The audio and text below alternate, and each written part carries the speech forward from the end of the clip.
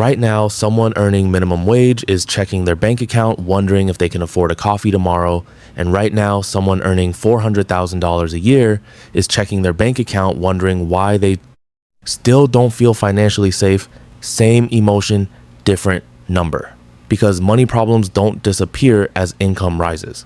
They evolve. Today, we're breaking down what money actually feels like at every income level in America. Not just the numbers, but what happens inside your head at each stage.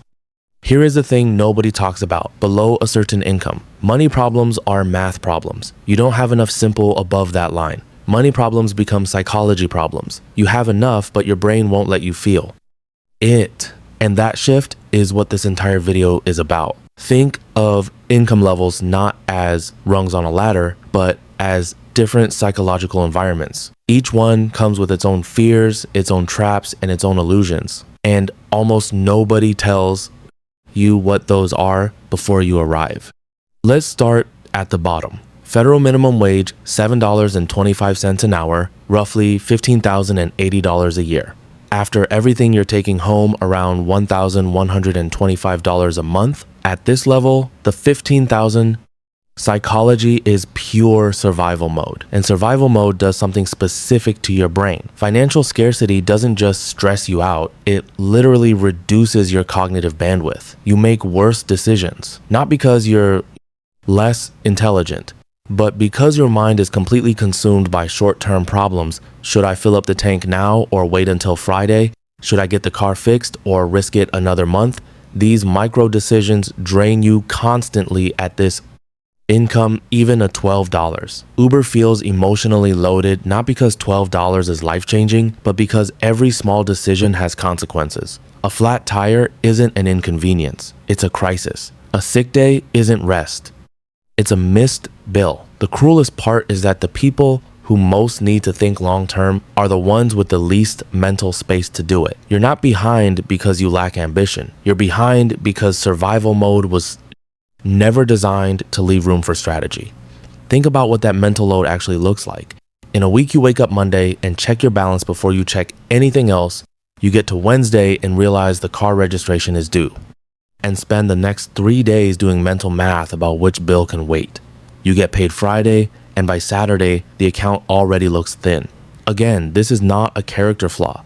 It is what operating under constant financial pressure does to a human brain over time. It erodes the capacity for anything other than immediate problem solving. Step up to $40,000 a year, take home roughly $2,800 a month, and the acute survival anxiety starts to lift, but only slightly. You can cover the basics most months without going into debt, and that alone feels like progress. But the stress doesn't disappear. It just changes shape. Instead of wondering if you can pay rent, you start wondering if you'll ever actually get ahead. You enter a kind of low-grade financial hypervigilance. Always scanning, always calculating, always aware that one bad month could undo 3 good ones. And something else emerges here that almost nobody names. Your financial identity starts to form at $40,000. You are no longer in crisis, but you are not yet comfortable. And that middle space creates a particular kind of shame. People at this level often feel like they should be further ahead by now. And that shame leads to avoidance. Avoidance of budgets, avoidance of looking at accounts, avoidance of thinking about the future, because thinking about it hurts. The trap at this income isn't overspending, it's deferral. And deferral compounds. Silently picture someone at this income who finally has a little left over at the end of the month.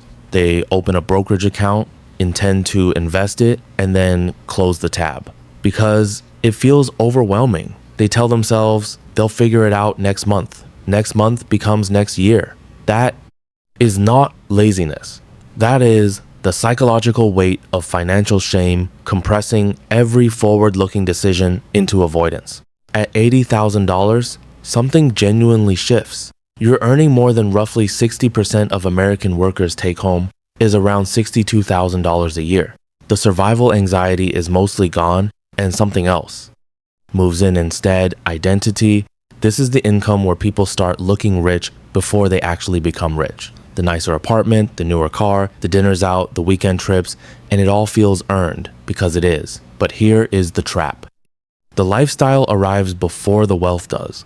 You start signaling a financial position you haven't actually built yet, and the spending that felt like reward quietly becomes the reason you're not getting ahead. Lifestyle inflation doesn't just happen at this level, it feels completely justified, which makes it almost impossible to catch yourself in the middle of it. The people who build real wealth at $80,000 are the ones who stay uncomfortable. On purpose, keep their life at the $60,000 level and invest the difference. That gap, $15,000 to $18,000 a year, compounding over 15 years, becomes over $500,000. The cost of lifestyle creep is not the money you spend, it's the future you quietly cancel. The clearest sign you're in this trap is when you upgrade your life before you upgrade your net worth. When the raise comes in and within 6 months your expenses have quietly absorbed every dollar of it. You feel like you're living better, but your savings account looks exactly the same as it did 2 years ago. That is lifestyle inflation working perfectly. Now, $100,000, the number a generation of Americans was told meant they had made it. And here is where it gets psychologically interesting. This is where many people experience a strange kind of financial disillusionment.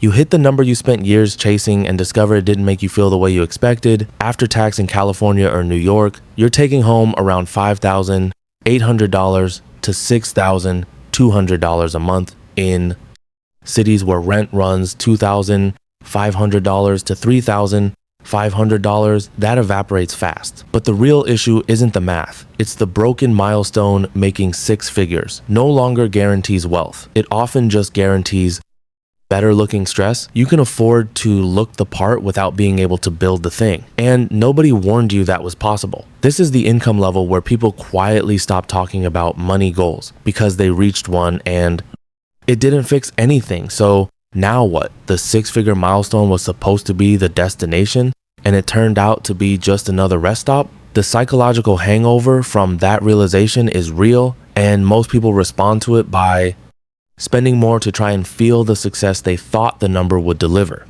Step to $150,000 and you've entered the top 10% of American earners. Take home around $9,000 a month. Wealth building is genuinely accessible now. But here is the trap. Income goes up and satisfaction doesn't. The hedonic treadmill is relentless. You adapt to the $150,000 life faster than you built it, and suddenly you're surrounded by people earning $300,000 and your brain starts treating your current income as the new baseline rather than the achievement it actually is. You are out earning 90% of the country and it starts to feel average. Research backs this up. More money reduces day-to-day stress, but above a certain threshold, it stops increasing well-being the way people expect it to. And at $150,000, you are right in that zone where the returns flatten. Here is a simple test for this. If you earn $150,000 and feel behind, ask yourself, behind compared to who? If the answer is people you know, socially, your brain has already recalibrated upward. You are measuring yourself against the top few percent and calling it average. That comparison is costing you more than any single financial decision you will make this year. Which income level do you think is the most psychologically dangerous? Let me know in the comments.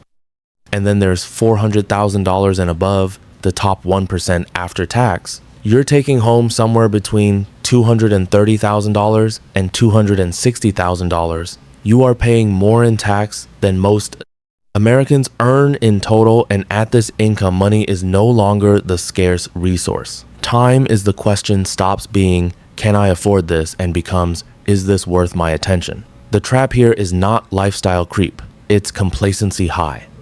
Earners assume the income is permanent, so they build a life that requires it. Big mortgage, private school, luxury cars, vacation, home, and suddenly the golden handcuffs are real. You need the income to maintain the life you built to celebrate the income. The smartest people at this level convert active income into passive assets as aggressively as possible because they understand what most high earners learn. Too late, no income lasts forever. There is a version of this that plays out in almost every high-income household. The couple earns $400,000 between them. They have a great life on paper, and they also have a vague, low-level anxiety they can't quite name because they have everything they were supposed to want. That anxiety is not ingratitude. It is the gap between active income and actual security, and it doesn't close until the assets exist independently of the salary. Most people will change their income several times in their life. Very few will change their relationship with money. And that relationship is often what determines the outcome more than the number itself, the income bracket you are in, right? Now is not just a number. It is a psychological environment. And the first step to navigating it well is knowing exactly what that environment does to the way you think, feel, and spend. Because money problems evolve, but unless your psychology evolves with them, the feeling of not quite enough follows you upward. If this hit different to a normal finance video, subscribe and turn on notifications. Thanks for watching, and I'll see you in the next one.